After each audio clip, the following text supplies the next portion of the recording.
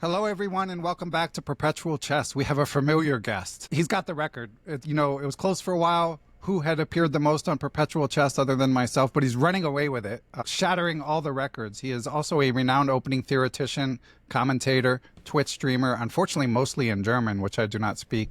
Former Team Magnus member, helped with some of his World Championship preparation teams. He's also a popular Chessable author, and his latest collaboration with CM Vyacheslav Nemec has just been released. It is called Disrupt 1D4, the Austrian Defense for Black, which he assures me it's a real title. thing. Who hasn't heard of the Austrian Defense? He assured me it's a real thing, as we will discuss. And without further ado, welcome back to the pod, Grandmaster Jan Gustafsson. It's an honor to be here. Thank you so much for having me. Not that anybody's keeping count, but how many appearances do I have opposed to, let's say, Greg Shahadi, for example? That's a good one. I tried to search, but my website it's a long story, but my website I have an index of all the guests that have appeared, but it's sorted by category. It's not chronological. And I tried to do a Control F and see how many times you're mentioned, but the problem is I list you as like a top player and a commentator. So it would have taken more work than I was willing to do to figure it out. My best guess is 9 or so. Wow. I tried to give my 12-year-old son, he actually does some of my YouTube thumbnails now, and I tried to give him another job. I was like, go through the website, and I want you to make a page that lists every single episode in order, just running down the page on the website so that we won't have issues like this. But my son is spoiled. That seemed like real work. He realized it was going to take hours. I'm not going to pay him an outlandish amount. So before that's not happening, if anyone listening wants to do the work that my 12-year-old son won't, please give me a shout. Otherwise, we'll just keep making up numbers for how many times you've been here. I'll just claim the single record. I run into the same problem with my kids. We'll talk about a bit of chess. But I noticed they see through my schemes of exploiting them very quickly. Like my daughter thought for a while it was a great honor to go and buy some milk at the supermarket. Told her you can get some chocolate for yourself too. Now she's asking for like €5 to go buy some milk. Right, exactly. Yeah. Can't win. And you do set up perverse incentives. And I got in trouble with my wife for this. One time, I couldn't find my wallet or something that I needed. And I thought, this is brilliant. I'll offer my kids like $3 and they'll search for hours for $3 to find it. But my wife was like, no, you can't teach the kids that way. So then I'm spending hours looking for my wallet. So anyone with any parents. Jungle out there. Parents Corner, all in the Perpetual Chess Podcast. Exactly. How we're feeling at parenting, or at least attempting to, but being prevented by our wives. But listen, we can't sit here talking about parenting when there's a new course out on the Austrian Defense. So I was interested. I was fascinated by this choice. I actually talked about it a bit with Johan Helston in a recent episode. He mentioned that he played you, by the way, and he spoke very highly of your E4 course. But so quick draw, I'm assuming, against Johan? I don't remember actually I remember. details. It was a quick draw. Okay. I saw some quick draws in your Bundesliga, which we may get to as well. But anyway, so you decide you're going to play this opening. To me, it's like crazy offbeat. So 1d4, 1d5, 2c4, 2c5. I know that you said that Hikaru and some other people had played it, but then you played a bunch in Untitled Tuesday. But I'm curious, Jan, a player like you, even like you just roll out of bed and you probably know a bunch of theory about this, but when you're starting from scratch, how do you start learning an opening like the alleged Austrian? I started by trying to crush it. I thought this has to be nonsense, and I never looked at d4, d5, c4, c5. So I thought, okay, let's just refute this for the record. And I figured out I couldn't refute it quickly. Then I started getting interested in, can I do this with black? It's a way to surprise people, at least in Title Tuesdays, and for the occasional tournament game, or when I don't know what to play. Because frankly, it's a grind. If you're not that active anymore to keep up with all the Catalan, all the Nimzo, all the whatever you do, Queen's Gambit declined. Like most big professionals, we play d4, knight f6, c4, all the London, and so on. So yeah, I was getting a bit interested in building a shortcut. And then, you just start creating some quick clicking files. You switch on your engine, you look, what do people do? What can I do against it? Nowadays, engines are so good that most nonsense, quote-unquote nonsense, you can make work for black if it's not too ridiculous. So that's how it started. And I thought it's kind of easy to build a black repertoire based on d4, d5, and you go 2c5 against everything. Sort of fits nicely with playing against the London as well, and against the very soft, and against 2 knight f3. So yeah, that's how how he got there, and I quite like it, to be honest. I mean, obviously, it was a good topic for a course because it's sort of much smaller and more direct and condensed than your normal openings. But I've been a fan. That's how I got there, sort of randomly. Yeah, I didn't know anything about this opening, as I mentioned, Johan. And by the way, that was his conjecture. He said basically you can play any nonsense these days and you can make it work. One thing that I noticed in going through your course, though, Jan, is like you treat the Verisov very seriously. And then I looked at your opening tree. I mean, of course, you're playing all these big shots in Title Tuesday when you trot this out, and you're not facing the Verisov much at your level. And actually, it seemed the most annoying to play against the Verisov from my perspective compared to these other lines. So how did you balance like making it accessible for people versus what you're actually facing? Do I treat it very seriously? I was called the very soft. I felt like you did. I mean, you mentioned it right there with, first of all, the London, which also wouldn't have been treated so seriously, 30 years ago or whatever. But yeah, you gave it some real oxygen. Yeah, no, first of all, I think I faced it a bit. And there's some, without getting into the nitty gritty too much, some lines I got crushed, like d4, d5, knight c3, c5, bishop f4. Someone caught me off guard there. Might not be every game, but there were certainly some interesting lines. Also d4, d5, knight c3, c5. And also, it's not a course just for myself, Ben. I'm a man of the people, of the chess punks. And one of the biggest questions out there that I get is, what do you do against the Jobava London? Chess punks, they don't call it the Verisov, they call it the Jobava London. So it had to be addressed, and I think 2c5, because normally the appeal of whatever you call it, the Verisov, the Jobava London, is you go d4, then whatever they do, knight f6 or d5. You go knight c3, then they either do d5 or knight f6. You play your bishop f4, then you know your three lines, you know what you do there after c5, after whatever, e6. You fish for some tricks with knight b5. But d4, d5, knight c3, c5 is not something most Jobavians are ready for. So I thought it was a good match, and I don't have the stats, but from anecdotal evidence, it seems it's very much out there. There's like 18 Chessable courses on that's a good point. d4 followed by knight. Yeah. And did you know right away, like you alluded to it a minute ago, but you knew right away, okay, obviously you're going to recommend the venerated Austrian against d4, d5 to c4, but you knew right away you're going to also recommend it against the Verisov and knight f3 and the London? I thought that was the main appeal, because I'd love to go d5 followed by c5 against the Verisov and the London. The problem is normally you don't go d4, d5 unless you're whatever, a Slav player, because most people start with knight f6 at the top level to avoid whatever. Queen's Gambit declined. So you usually don't get that, but I was quite sure I could make c5 work against Verisov and London, or I was sure it worked. It's just usually you don't get there, so you need a different repertoire if you start with d4, knight f6. So that was more of a bonus. No, the part I struggled with, and the theoretically more challenging part, is, of course, after d4, d5, c4, c5, c takes d5, queen takes d5, because we're bringing our queen out early, which... Yeah. I was taught in German chess school you're not supposed to do. Yeah.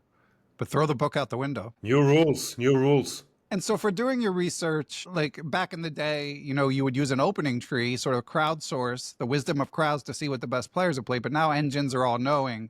So are you just space barring your way through to see what the best lines are? And how does that interact with like what you're actually likely to face? That's a good question. And to be honest, yes. I mean, like, I'm using ChessBase when I'm doing this, and I do have the opening book open, which shows you the top games played in that line and so on. So I pay some attention, but not that much. I'm just there with my remote stockfish, which is powerful, and usually if you let it run a bit, shows you 0-0 so you can solve your problems. But there, my co-author, Vieko, comes in handy. Because what I do is I do the analysis, and then I send him the files, and he goes through them, and he adds some explanations. He speaks fluent chess punk. Well, I just think, okay, 0-0, deal with it. And what he also does is he looks a lot at the lead chess database to figure out what's played most in the lead chess database, and that often brings up moves that I haven't thought of because they aren't like the top 4 engine moves. Right. And he sends it back to me and says, in the lead chess database, people take the pawn. What do we do there? And so on. So he's been more of the what do we do against stuff people actually play control, while I've been more obsessed with proving that it's sound objectively. Yeah, and I saw you had good results in Titled Tuesday. You played like Benjamin Bach, you played Harry Krishna. Like, what's your approach for Titled Tuesday? How seriously are you taking it when you play? Frankly, I don't know. It's part of being washed up, because let's face it, we're washed up. But sometimes I can still play well, and then you get this tease, if I get my stuff together and I stop being distracted by everything, I'll still be a great blitz player. Then you get this reality check and you have 10 horrible Title Tuesdays in a row. I normally only stream, so even though I'm supposed to impart all this wisdom, I tilt very easily if I lose a game or two, especially when I'm on camera, and then usually, quality goes down. But my approach is you don't want to prepare, or you can't prepare for individual games, and usually people, especially title players, they have their repertoire, so I do think it's a big edge to be able to surprise them, and d4, d5, c4, c5 certainly surprises them.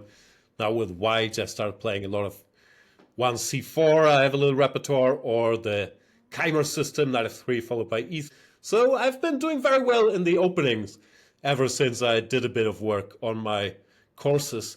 The problem is, at some point you still gotta move quickly and calculate, and sometimes I struggle with that part. Yeah, I'm right there with you at a lower level, but the same roughly. Are you a titled player? I never asked. Are you like a CM, NM, FM? Yeah, what are you? I have one of those bogus titles. Yeah, I'm an NM, so I can technically play Title Tuesday, but it's not pretty. I'm like 2200. NM? That's like a US thing? It's National Master? Yeah, National Master USCF rating of 2200, and you don't have to do anything else. So nice. Yeah, I mean, shout out to all my fellow NMs. It's still, sure. 96th percentile or something of all the people who've ever set foot in a tournament hall. Sure, so, it's top. Yeah, so we'll take it, but 0.5%. Yeah, I've said this before, but before the online age, I felt like I was pretty good at chess. But when every grandmaster in the world's online, it's a different feeling. I hear you. The truth hurts. But also the problem is in chess, no matter what your level, I think this self-loathing never goes away about how terrible one is playing. And there's always, especially nowadays, so many people who are better at chess, younger, faster, handsomer, streaming. It's rough, but sometimes I beat Magnus in one Title Tuesday, so I've been bragging about that for the last half year. Once I mysteriously scored something good, 8 out of 11, and Chess.com immediately had me join their, whatever it's called, their anti-cheating calls, where they go through your computer beforehand and say, switch off Discord, switch off whatever, any desk, and all this bullshit I have running on my computer. So I did that twice, played horribly, which I'm not sure if that makes me less suspicious that I did terribly in the anti-cheating call, but then they let me go, and to keep up the suspense, I kept playing horribly even by myself. So that happened in the middle of the tournament? No, I did well. I finished 10th, or well for my standards once, and then, they said, congratulations about your amazing result. This has caught the attention of our anti-cheating team. Please join the call. But they don't have you using Proctor, the browser that they're working on? No, I'm not sure what the status about that is. Some people are required to use it, or some people use it deliberately. I'm not sure what it was, but for me, I was joining some Zoom call, I think it is, and they go through your computer before it. And you did not land in Kramnik's crosshairs with this 8 out of 11? What I do expertly, I played Kramnik twice in Title Tuesday. By the way, how much can you do to a tournament and still be allowed to play? That is amazing to me. Yeah, that's a good question. But what I usually do is I play sort of well against Kramnik, then I lose on time, not deliberately, because I'm old and slow, in some equalish endgame. So I feel that's keeping Kramnik off my back. Oh, well done. Thank you. And we talked about your advice for how to use courses like this last time, but basically similar to what what did you I say? do. Just so I Play don't some contradict blitz. myself. Play I go through the quick starter. Exactly. I think I have 2 quick starters. Yep. 2 hours, then you're good to go. Then play some blitz, then come back to the course. That's my advice. Buy it. It's very important that you buy it. Right. And then, you can use it or not. Yeah. Although you forgot to mention the money back guarantee in your intro video. Uh, But they flashed a little visual. So shout out to Chessable. Good job. And yeah, if you buy it and realize that Jan's course is garbage, Jan and Yeko's, then you can return it. But that's not going to I'm happen. not sure I like the wording realize. Can we say, like, we come to the conclusion, to the wrong conclusion? Right. And okay, so you mentioned with white, you're playing this like knight f3, e3 stuff. Or the English, can we surmise that your next opening course is going to be Gustafsson's balanced 1c4 or Gustafsson's sneaky one knight f3, 2 e3, Keimer, whatever you called it? Oh, I already have a course on that, but it's in German. Yeah, it's not bad, yeah. Maybe the English. Okay, stay tuned. English repertoire. Yeah, but let me ask you, Jan, do you notice that with learning these openings? Like when you're playing, I mean, obviously you're kind of living it when you're making a course, but when you're playing something like the renowned Austrian Defense, do you have trouble remembering more than you used to when you're playing it Untitled Tuesday? I used to think that it's because I know more stuff, that's why I struggle remembering more.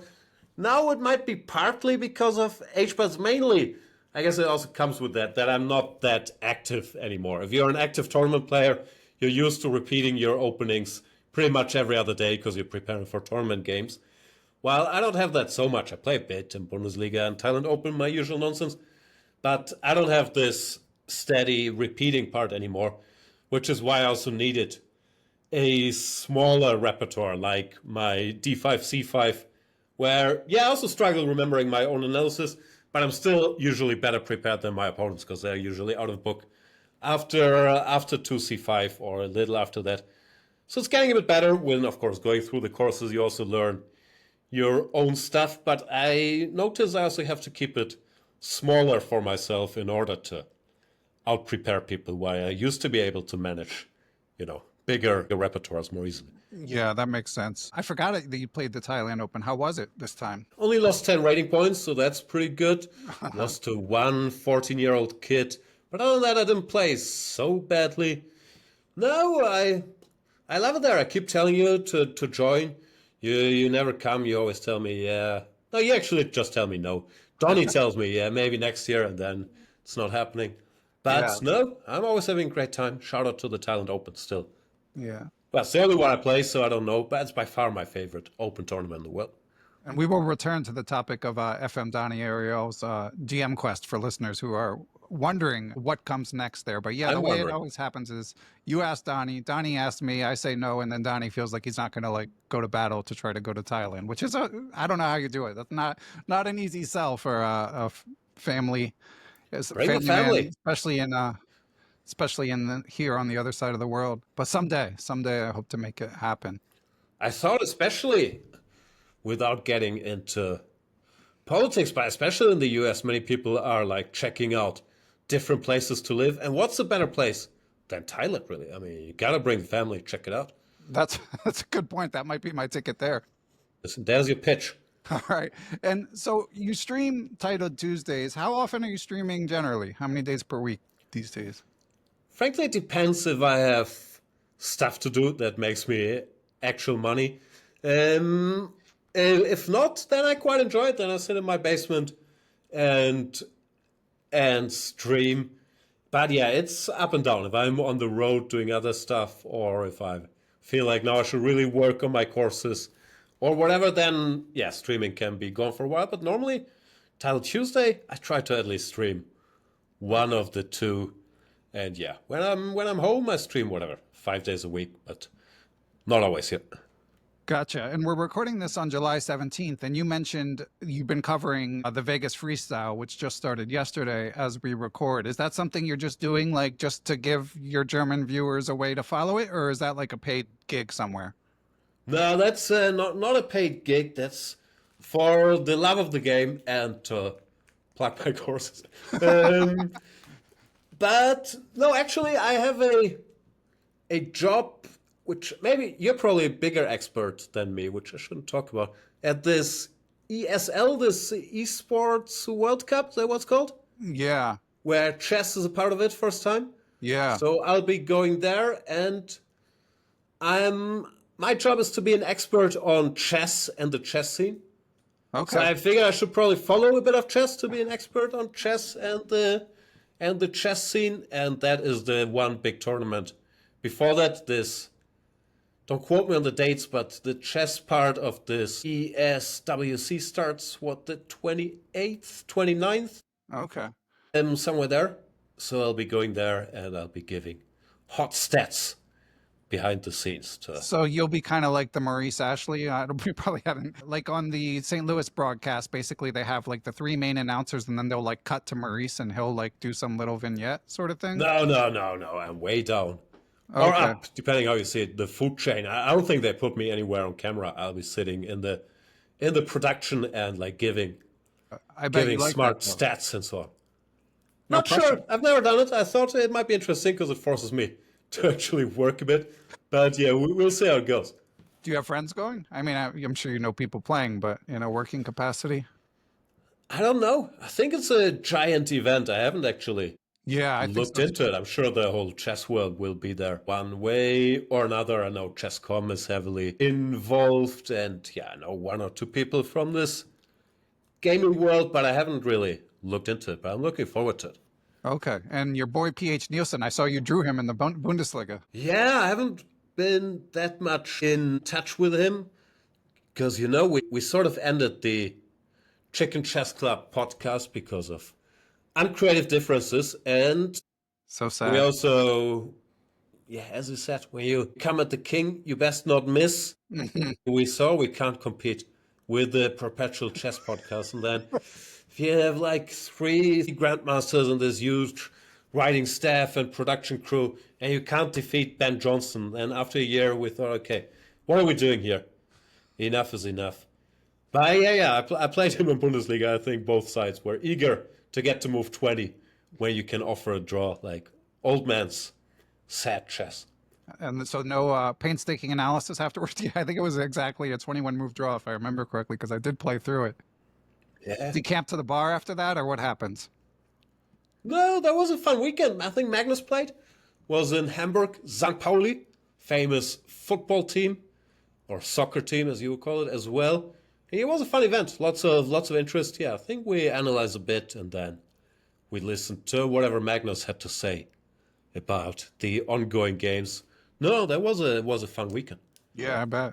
And okay, so returning to the freestyle chess, day one was yesterday. We both talked about it in the past, like freestyle, it's an acquired taste that maybe I have not fully acquired yet. Although I will say, as I was telling you before we recorded, yesterday, all the drama with Hans celebrating that Magnus lost, like I did find it mildly amusing, if not the most professional presentation of chess that you could find. But what was your early impression after day one of this event? And first of all, okay, this episode comes out as well because we're talking after day one. Of course, from a German chess fan's perspective, it was disappointing. Vincent Keimer, who had done great, he won the first of these freestyle chess events, got knocked out. Magnus Carlsen got knocked out, which I think normally for general attention, chess is always.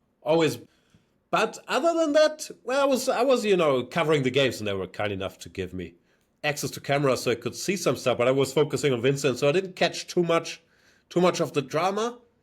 But I sort of enjoy it. I don't really have a big dog in the fight, but yeah, it's like, I don't know, bit of pro wrestling in chess, and the trash talking and the cheering and the hurt feelings. I'm not sure how serious it is. I'm sure it's sort of serious from everybody involved, but Hans also can't tell me he's not playing up the show element of it a bit. So it was kind of fun, and I saw he used like Aronian, who had just beaten Carlsen in the tiebreak, sort of a prop, like Aronian came back from his game, and Hans walked up to chess legend, 3-time Olympic winner, long-time number 2 in the world, Levan Aronian, and was using him like, he was his prop, and wow, you're such a legend, and so on. He was part of the Hans show. I don't know, it was entertaining.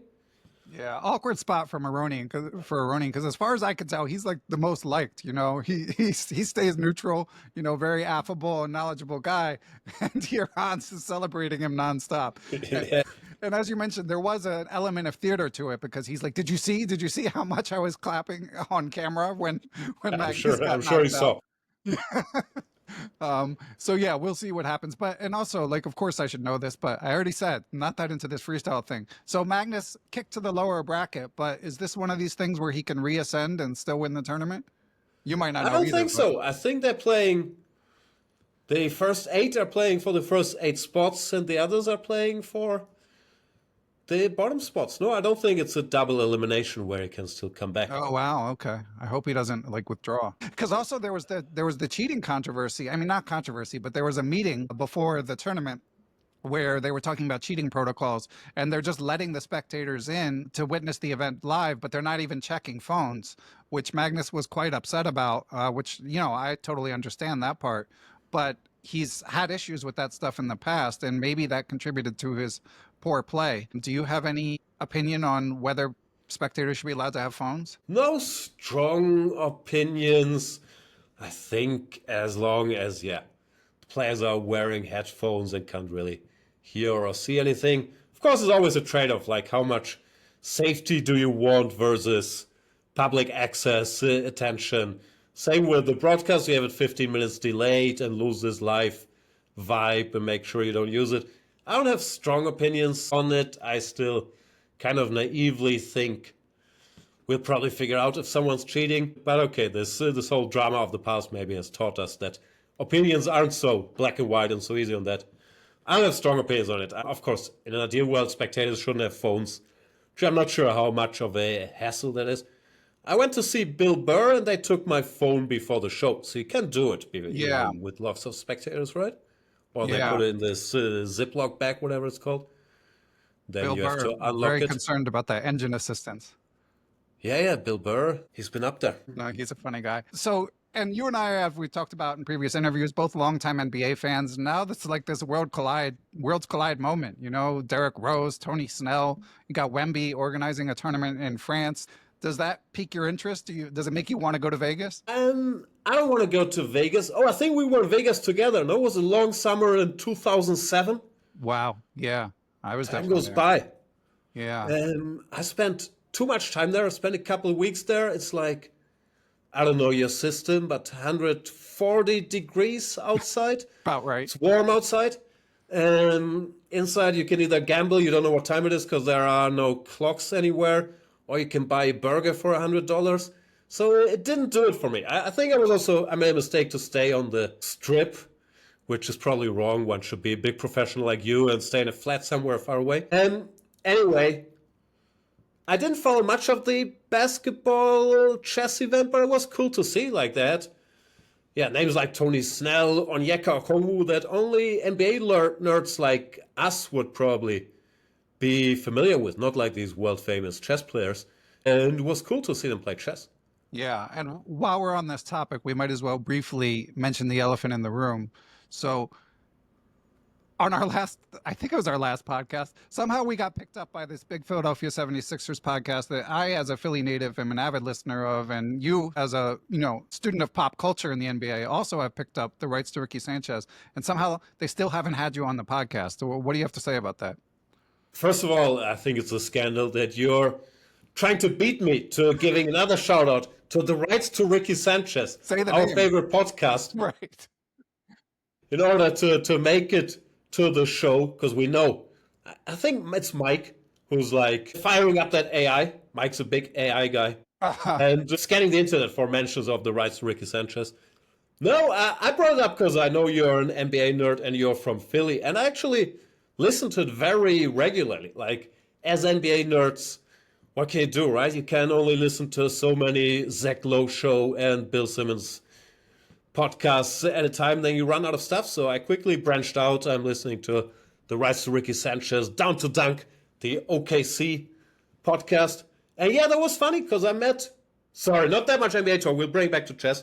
I met Daryl Morey, right, in St. Louis. He's a big chess fan.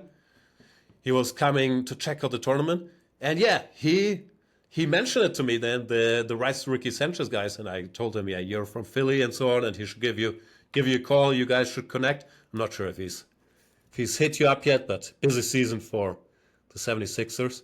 But I'm still waiting for a call from Spike. It's and for the chess NBA agnostic chess listeners suffering through, I'll just as a final note, if Jan gets on the rights to Ricky Sanchez, they will be entertaining. You must listen, and I'll mention it if and when it happens. Those guys are true professionals and fun to listen to. And Jan, you'll be all right too. Thank you. Okay, we should probably return to chess. So, Donny Ariel, we had him on the podcast. So we're returning to chess. Sort of. I guess there is one more chess thing. One more real chess thing. FIDE Women's World Cup. Is there anyone in particular you are rooting for to qualify to the women's candidates? To be very honest, I haven't followed it much. I saw Sutovsky, and I'm definitely guilty, saying that people haven't covered it enough, haven't paid enough attention, and I haven't seen any stream, and I haven't really followed it that much, to be honest. Fill me in. Okay, I mean, as we're recording, there's 16 left and 3 spots, so we still have a ways to go. But it's a lot of Who's in? Lei Ting-jae, Maria Muzichuk, Kostyanyuk, Humpy Kaneru, a few young guns, Vaishali, Divya Deshmukh, and she won her game as we record this yesterday. So Dronavali. So we'll see. It's a lot of the usual suspects, but a few of the upstarts as well. I'm rooting for Kostyanyuk. She's on my team for this World Rapid Blitz Team Championship thing, where I have the honor of being team captain. Yeah, and I think she's a great player, and she's very cool, interesting life story as well. So rooting for her, but yeah, I have no idea. Yeah, we will see what happens. How the matches are going. I'll tune in actually. Yeah, she was very gracious when I interviewed her, so I'm happy for she's been on the show. Yeah. Would be happy for her to win. And then other than that, I guess I just root for the young generation, especially the young Indians. I don't. I root for the old heads. The old guard. Yeah. Clinging on, trying to keep these youngins away from the top spots as long as possible. Yeah, and I suppose India has had their fair share of success. Okay, we're going to save the Donny thing until the end so that people can... I mean, if they turned off, it was probably during the basketball talk. But anyway, we'll save the Donny thing because one other thing I wanted to ask you is Boris Spassky sadly passed. And I think, I admittedly didn't review our 9 or however many it is interviews, but you met Spassky, right? Can't say I know him. I met him a couple of times. Yeah, I think he was doing commentary on one of the, and what was it, Grand Prix events where I went, maybe in Nalchik, long time ago. And funnily enough, I was at the world premiere, I believe, of this movie, Pawn Sacrifice, with Tobey Maguire, right? Tobey Maguire, who, I don't speak your system, but he's like 5', and he's playing Bobby Fischer, who's a tall guy. So that took me out a bit. But Spassky was there, I think some other big shots, maybe Kasparov, Magnus was there, and so on. Where was that? I had to leave. I didn't catch the whole movie. That was in Berlin, I guess 2016, during the World Rapid. So no, I've seen him a couple times, but I can't say I was familiar with Spassky. Obviously, big fan of his chess, and I think bit underrated by history because he's mainly seen as, an appendix to the Fischer story and known for losing that match in 72. But he was an amazing attacking player and natural talent. So I've always been a big fan of his chess, but I can't really claim. Very familiar with the man. And I could be betraying my biases here, but I'm drawn to the guys who don't seem like they are totally obsessed with chess, who make it to the top, even with like more of a balanced lifestyle, Is that good though? Do they stay at the top like the maniacs? They don't stay. They crush them. Yeah. Although Magnus seems pretty balanced these days and still the best. That is true. But Hans is coming up. Well, with all the talking about Hans' theatrics and so on, gotta give it to him. He's genuinely very, very good at chess. Like, I play these Title Tuesdays, and he's always way up there. I think his blitz rating is also, don't know exactly, but at the level of Hikaru Magnus almost.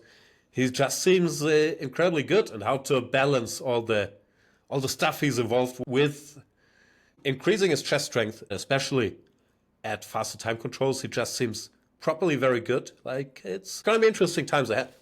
Yeah, and I'm glad to see him playing in this freestyle thing after whatever happened with the last one, where he withdrew due to personal issues. Because, the people who think he's cheating, like to this day, it's good to see him out there playing in this event. And so far, Had a good first Is day. that also part of the Fischer playbook? Like you drop out of events randomly because some stuff is bothering you? I'm not sure what happened. But it all seems very Fischer-esque. Yeah, no, it's a good point, and he is a massive Fischer fan, so it is quite possible. Okay, so we're going to discuss FM Donny Ariel. So for listeners who did not hear, earlier this year, we did a joint podcast with a longtime friend of ours, FM Donny Ariel, and Jan. Donny at the time was making YouTube videos about his quest for GM, even though he's an FM with the IM norms, but not the IM rating. But not even just for IM, but for GM. And we thought that this was going to be a massive YouTube channel and that Donny was just going to, walk down the yellow brick road and gather all his titles. But lo and behold, he has not made a single video or played in, well, he did play in an amateur tournament with me, but played in a single norm event. What's your reaction, Jan? I feel bad about it. Like, okay, I think we obviously knew, and probably, I'm still not sure, Donny also knew he was never going to be a chess grandmaster, but I thought he was taking a page out of the Gotham chess playbook and would generate so much attention about his quest to become a grandmaster that he would achieve his real goal to become a big YouTube, TikTok, whatever influencer and live off the fame ever after. But he couldn't handle the bright lights. Like, I was talking about him as much as I could about his quest on my humble channels, then we did the show with him here, and nothing since. What's going on? Have you talked to Donny? Is he all right? I feel bad. I am in regular contact with Donny, but he did not issue a comment on this particular subject. It is not clear what went wrong. I don't know. I feel terrible about it. I only had good intentions. Of course, part of the good intentions were to mock Donny on his journey, but also I feel it's our loss because Donny, he's a friend of ours, so probably people don't know him that well, or unfortunately maybe. But he's genuinely very funny without trying to be. I think he's genuinely funny. So it would have been such a treat. I didn't want all this produced once a week, 10 minutes videos. I want him to ramble for an hour per day about what's bothering him, about chess, his family, like everything that's going on with him, just unfiltered. And I think it would be incredibly entertaining for everybody. So I still hope it happens. But yeah, I feel bad that maybe we, the haters told him he couldn't do it. The wall and of we were right. Good call by us. We have the upper hand for now. But Donny, don't feel limited. The final chapter has not been written. You can still rise again. But yeah, sad. But seriously, like a Donny podcast or our daily YouTube video, just talking about his life would be such a big addition to my life, and I think many people would be all over it once it catches on. Yeah, I agree. And those of you who didn't hear that podcast, it kind of teeters the line between satire and straight. You can't tell. Is he really trying to make grandmaster while saying he's not going to do any work whatsoever? It's not entirely clear, but I think that it stands up well as a showcase to what could have been. We're still hoping. Yeah, Donny, he has that Norm MacDonaldness that you don't know if he's what he's up to, but there is wisdom behind the rambling. Yeah. Well, unlike here, sorry, I'm dragging down your show. Chess punks, 94% of chess is tactics, and the other 40% is psychology. Don't focus on openings unless it's my courses; those you need. Yes, exactly. And in your own adult improver journey, have you had any recent revelations recently? Steady adult declining, unfortunately. Just trying to keep it smooth.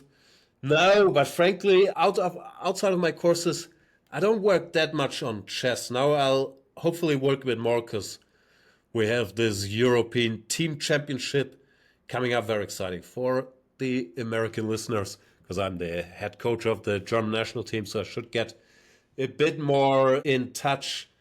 But I just don't make it a priority. It's not even that I don't have time to work on my own chess outside of the courses, which helped me. But no, any advice? How do the chess punks find time in their busy schedules? Do you have to be like set for life, because I always there's always other stuff coming up, so I can't find time for it, or I don't make time for it. Yeah, I think it's hard. You just have to have something really animating you. I mean, often it seems to be like some sort of numerical rating goal or the aforementioned GM title. But if there's no like carrot that's dangling in front of you, which I'm in the same boat, as you, it's hard because it's so much work and there's so many things to do in a given day. Yeah, because I have that GM title. Let's face it, I'm not going to reach 2,700 FIDE. So you need to make up artificial goals. I fell below 2,600 FIDE, which bothers me. That's always been part of my identity, and probably is also something you have to accept, but that does bother me. So I'd like to get that back. Not sure it's gonna make me work on chess steadily, but I'd like to. You're the expert on this topic. What's the current conclusion? What should I do? Tactics, openings, endgames. Endgames are very important, I'm told. Analyze my own games? Definitely analyze. Without engine? Analyze it. You have to say you'll do it without engine, but actually use an engine. Okay. Just like everyone else. Can do that. Openings at your level are important, Jan. Okay, good. Solve daily. And you want it to be at the edge of your comfort zone. You want it to be where you get maybe like 70% of the solutions right. Yeah. I notice I'm more motivated to solve stuff if it's easy. Yeah. So I want it to be in my comfort zone. And I think I talked to Magnus about this, and he said, no, of course it's got to be in the comfort zone, or you don't do it. But if you can just solve a bunch on easy, quickly, then it will help you. So I'm not sure this on the edge of the comfort zone is so important. Sometimes I do these lead chess puzzles. I feel those are good if I can find the inner peace to actually think about the exercises, because I get tired quickly. I think I can do it for half an hour, and then I just start guessing the solutions, and normally those are wrong. Yeah. But yeah, maybe half an hour per day. Is that too much to ask for myself? That's reasonable, achievable. Did Magnus give you any other chess improvement advice? I think he's thought of me as a lost cause for 20, 30 years. No, not that much. But I know that famously he's also not a big exercise solver. He's like, if I do it, then it has to be easy, so you get instant gratification or whatever it's called. Of course, for him, everything's easy. There's no questions from Patreon, Chat GPT. No, what's happening there? Okay, I did hit up Chat GPT if you want me to go through it, but Patreon, you've worn out your welcome, Jan. No one has any questions for you anymore. But do you want to see the list? I asked Chat GPT for 20 questions for Grandmaster Jan Gustafsson. But before we do that, I did want to ask you if you have any baby names for both Hikaru and Magnus. Congratulations to their growing families. Have babies forthcoming. Any name suggestions? No, I think they are very capable choosing those themselves. As a fellow son, even though you frequently misspell my name, which is very hurtful. It's amazing that I can't get it right. After all this time, I cannot get it right. It is ridiculous. But anyway, go on.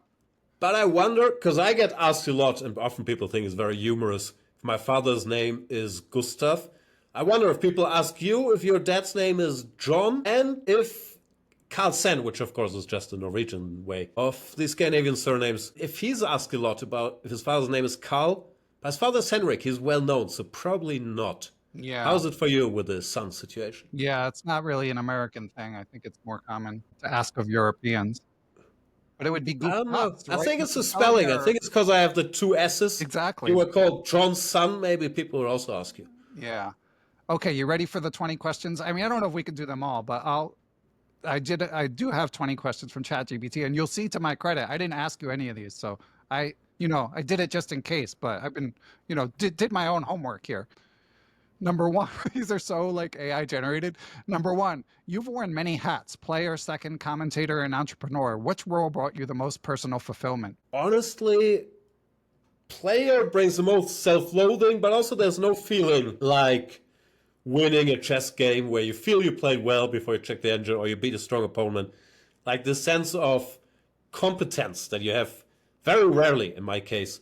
But after winning a good game, I think that's the most fulfilling you can get in chess. It's not a level question, but just to feel, I did something smart or I beat someone who I consider a strong player. I think that's the highest high.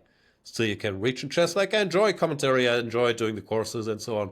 But the sense of, I don't know what the best term is. Competence, I think you can only get from playing. That was well said. I agree. And for me, it's pretty rare. So yeah, it's a really good feeling. You know, I actually put it together, that game. Okay, number 2. What drew you to become a second for world champions like Magnus Carlsen? And how did that experience shape your own chess? I was asked, I think most people would accept, but it's my old connection with Peter Heine that brought me there. And similar to what I just said, I did much for my own chess. It was already when I was like not that active anymore. But for somebody like me who's a qualified player but not close to whatever, competing for world championships, to be involved in a tiny role in chess world championship matches, which I think still sort of the crown jewel of chess, is a tremendous honor, thrill, responsibility. You feel, you're actually being involved a bit with chess history, which was great. I don't think it did anything for my own chess, but it was a big honor. Makes sense. Yeah, I'm available. I also would say yes, for the record. I wouldn't help at all, but I would say yes. Yeah. Number 3, do you miss competitive chess or do you prefer your current roles behind the scenes? We've kind of covered that, Chat GPT. Yeah, no, I miss my former level, which we could argue about. Could you get back to by working more, being more active, or is Father Time undefeated? But now, it's more of the self-loathing and less of the feeling competent. So I don't really miss it that much. Okay, here's a good one from Chat GPT. What is the biggest misconception club players have about what it takes to be a top-level GM? I don't know. You should be the expert on this. You're covering it constantly, no? Wow. What is the biggest misconception? It's all memorization. I think that's a bit of a misconception, maybe. You gotta train 8 hours a day, I think is also a bit of a myth. You gotta start early and be lucky enough to have your brain put it together in the right way, I think is the only cheat code we really know. Of course, you need your 10,000, 20,000 hours. But other than that, I'm not sure what the common misconceptions are. Yeah, I mean, that was sort of where my mind went, is some people are just built different. And I think that some club players might underestimate the extent to which nature predominates nurture to reach the grandmaster level. But, it brings me... I'm always torn about that question. I was always team talent is overrated, but I'm very unsure in chess because you also see some cases like Magnus or Svidler or Anand that you can't really explain with, I'm sure they put in 10,000 hours there just yet. Feels to me like, their brains just put it together differently. And I notice this is not meant as a brag at all, but as I spent more time with beginning players, or I played this match against my friend who's rating 1,000 or whatever, that's some stuff that feels very obvious to me, not because I'm a chess grandmaster, but I think it always felt obvious to me. Maybe my brain helps there. I tell you, after d4, d5, c4, you don't go knight f6, because then after cd5, white is the center. If I'm told that information once, I'll be good with it.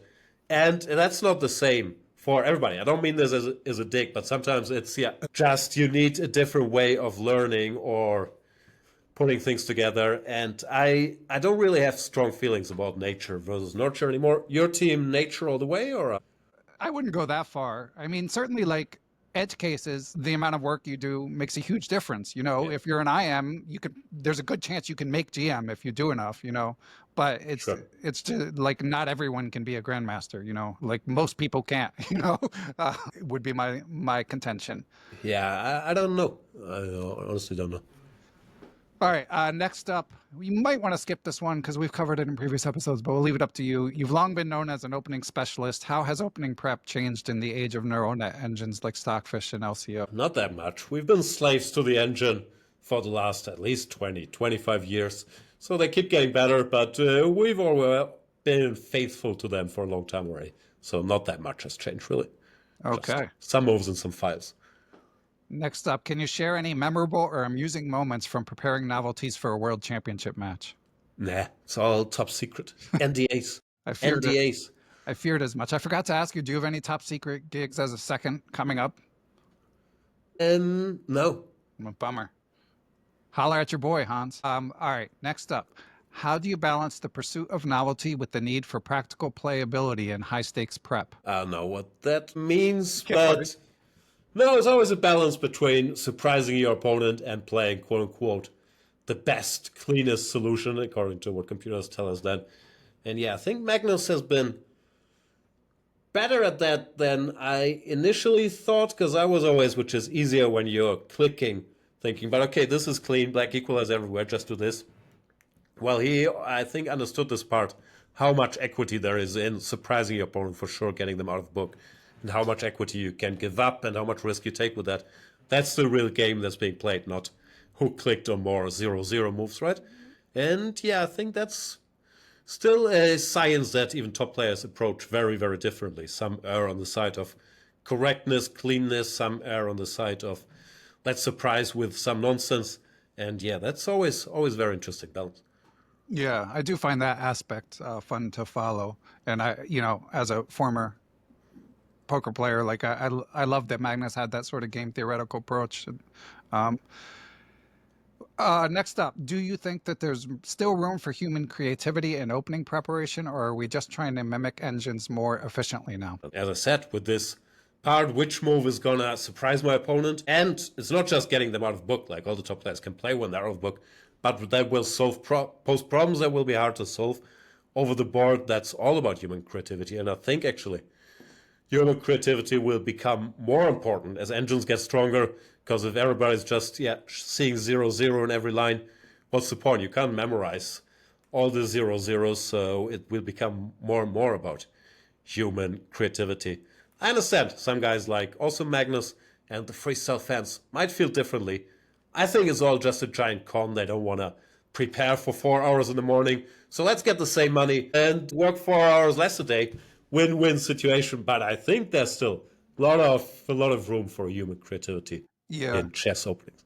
I was thinking about that recently when I was watching tennis. I've been getting more into tennis lately. Wimbledon was fascinating, and like these guys have so much money and they train so hard.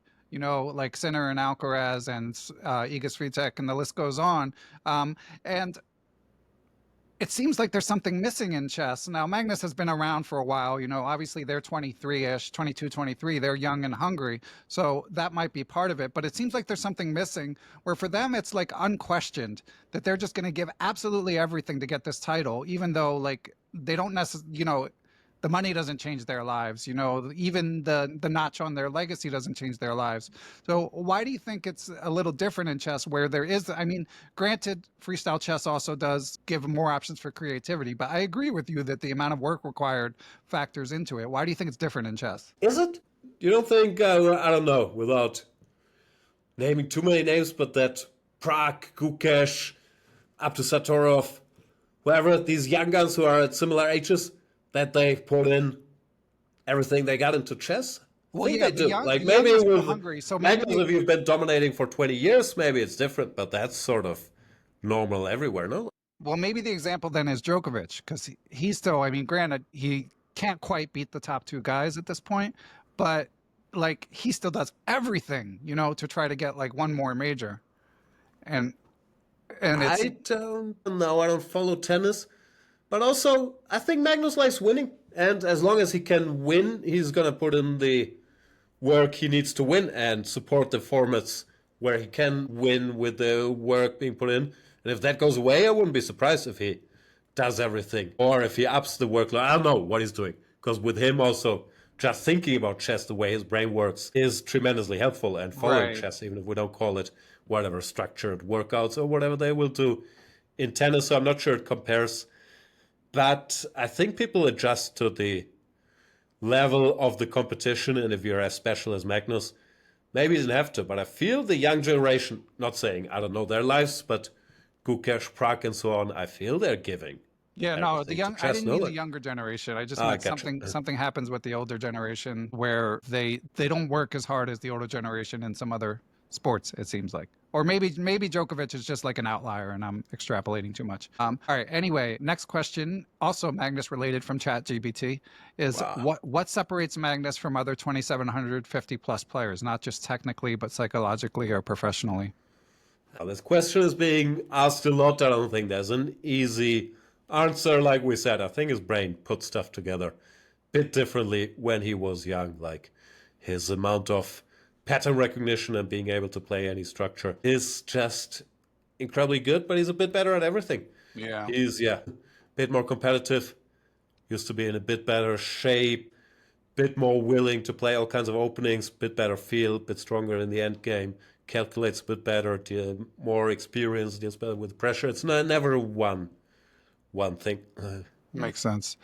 All right, next up, we've covered this a bit too, so you can answer or no. But what do you think of the new generation? Gukash, Prague, Firouzja, can any of them dominate like Magnus has? I don't know, but maybe we're going to approach an age where there's more competition, none of them dominating like Magnus, which I guess is also, if you're in the age of Magnus, and of course people are competitive and so on, but there wasn't really anybody who's questioned Magnus's dominance for like the last 15 years, right? Well, if you don't have a clear number one, maybe we'll push people to work even harder. And I don't know who's going to emerge as the leader of that generation. Of course, Gukash is world champion, but I think it's too early to say. He's clearly stronger than whatever. Ali Reza, Nodebek, Prague, Keimer. Now you have names like Sindarov. Who knows what Hans will be up to. So I think it's going to be fun times ahead, but I do not know. It doesn't look obvious to me. With Magnus, it was sort of, maybe not obvious, but once he was 19, 20, you could tell he was going to likely dominate chess for a while, right? And that, I don't think we have that situation now. Yeah, and Kasparov and Fischer, I feel like it was similar. They were just a head above, and no one's there right now. Next up, you've seen the top of the chess world up close. How intense is the mental strain during something like a world championship match? Is that a Chat GPT question? Yep. I was like these. How intense is this and that? Like, how tough was it to get this victory? Right. Oh, it was very tough. It's very intense. Very intense, the mental strain. Yeah. Very intense. Okay.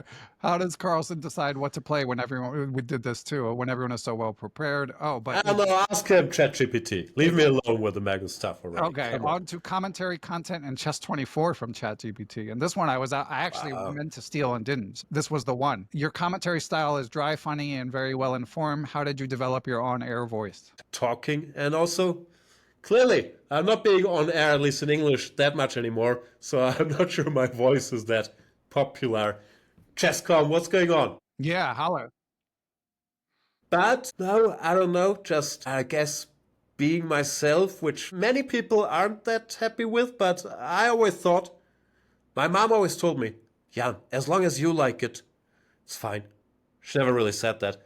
But, no, I always thought that you have to at least try to, I don't know, entertain yourself to be entertaining to others, which I completely understand. And also off-putting to many people who say, stop talking about freaking NBA and give me more chess moves. And Peter Leko or whoever is amazing at doing that without being annoying. So I understand it's a bit of an acquired taste, but I was just trying to be myself. And I had fun in the old days with Lawrence and Peter Svidler. Well, I always had a good time doing these shows.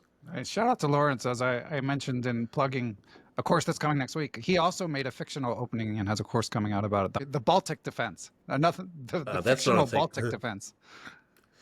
D4, D5, C4, Bishop F5.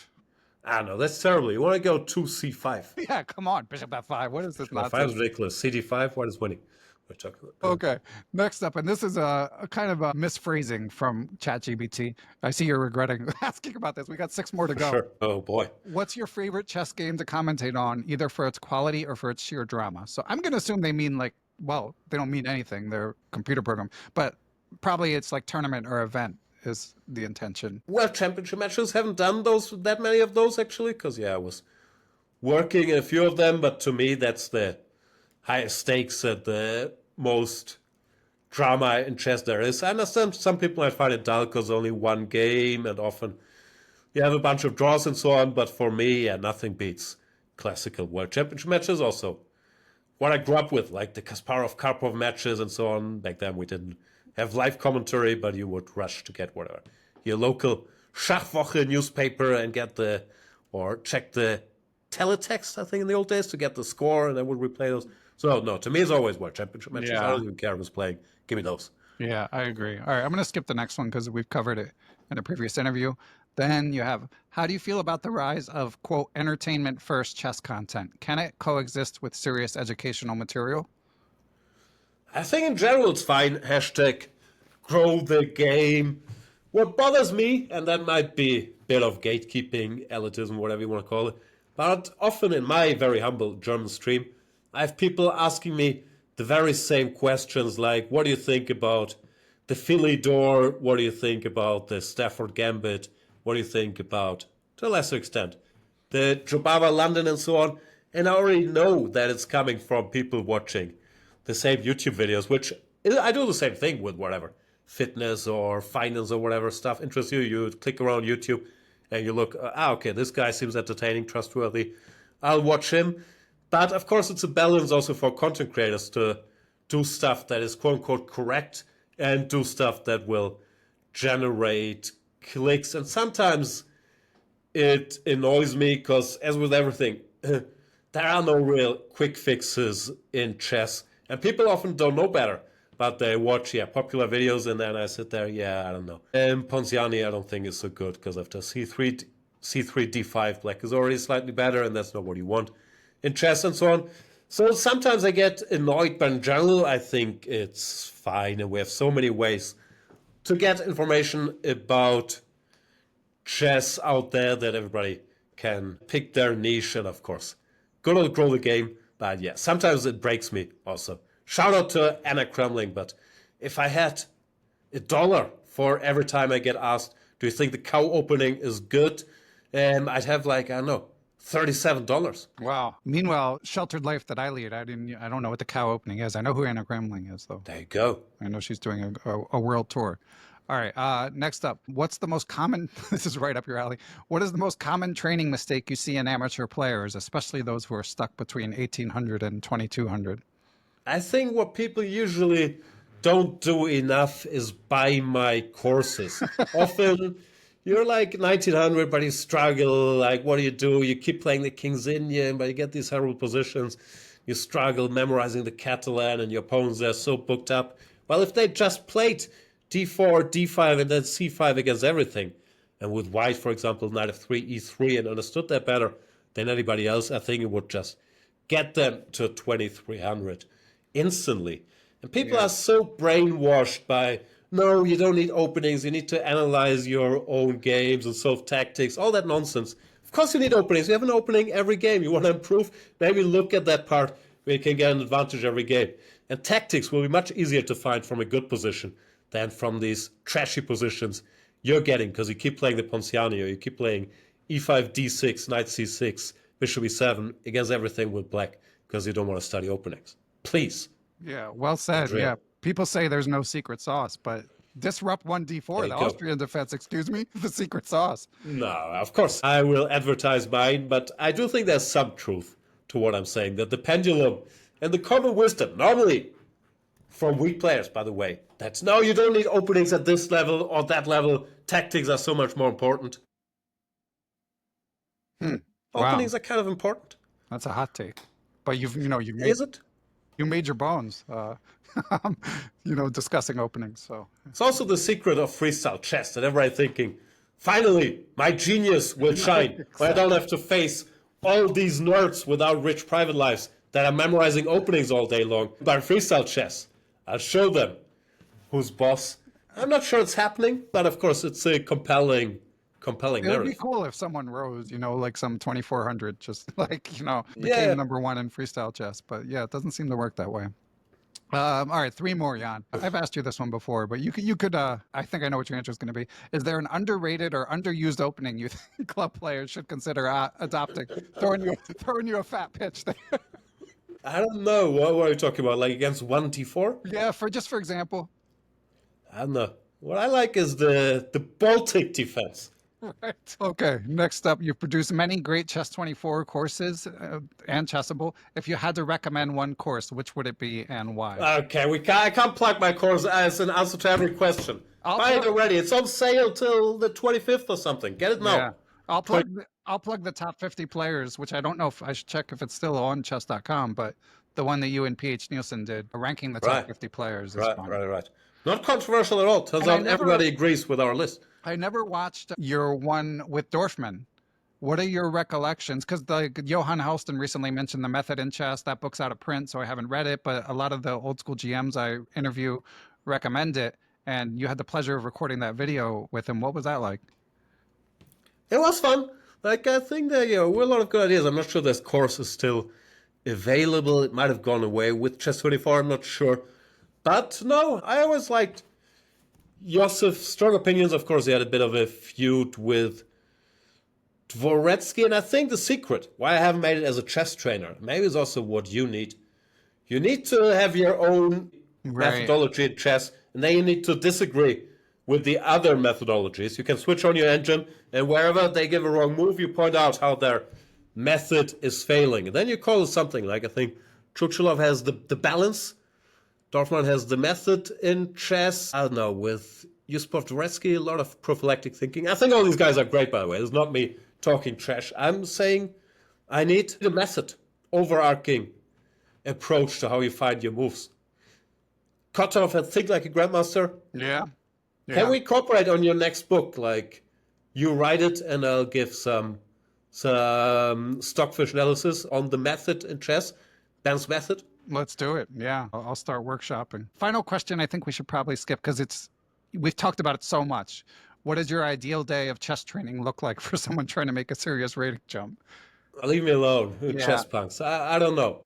Okay. My ideal day would be watching the quick starter guide to my course, playing a bunch of blitz, crushing people with d4, d5, c4, c5, then coming back to the course, checking what I did wrong, if I did anything wrong. Then, solve half an hour of tactics. Then, I don't know, go watch a movie. F1 movie is supposed to be good. Sometimes, we need to give our brain different input than chess. That's true. Yeah, sometimes that's when you'll have the epiphany. Any pop culture recommendations before we go? I got very little. Have you seen what's it called? See, I struggle finding words. That 4-part Netflix series, Adolescence, is that what it's called? Oh yeah, it is. I haven't seen it. Oh, that's very good. I recommend that. Other than that, no, I don't have much. I'm watching some nonsense. The Bear season 4 I've seen. Better than season 3, but not as good as season 2. Yeah, the first two seasons. Season 3 was really disappointing. I haven't watched season 4 yet. Season 3 was rough. Season 4 was all right. It was very, very watchable. Okay. Listeners, thank you for listening. The course is called Something About the Austrian Defense.